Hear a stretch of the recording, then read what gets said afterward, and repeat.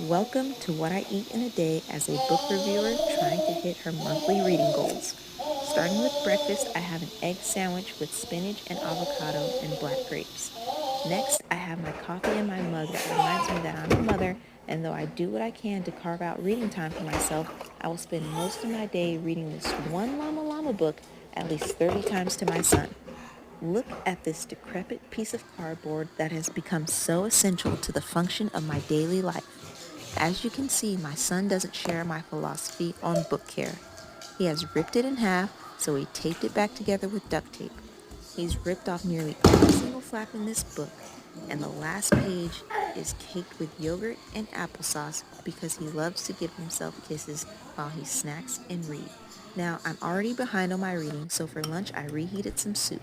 This is a warm and hearty ground beef and potato soup. It's nice and well-rounded. I usually eat lunch after I put my son down for a nap and try and read as many pages as possible. By the time I get to reading, my eyes can barely stay open, so I give myself what I like to call a long pour of coffee. Check the threat written on the cup. I walk through the house with this saying pointed outwards so everyone knows to behave accordingly and treat me like the writing genius that I am. After exhausting the little energy I did have chasing a crazed one-year-old maniac around the house, I shoveled down these noodles while my son's back was turned. Unfortunately, he is more clever than he lets on, and I nearly swallowed every noodle without chewing. The quick hit of carbs brought me back to the childhood summers where us kids had to fend for ourselves while our parents were at work. They also did nothing to satiate my hunger. So I warmed up a chocolate chip cookie and threw in a small glass of milk. The quick hit of sugar allowed me to read one page while my son chased our dog around trying to grab his tail.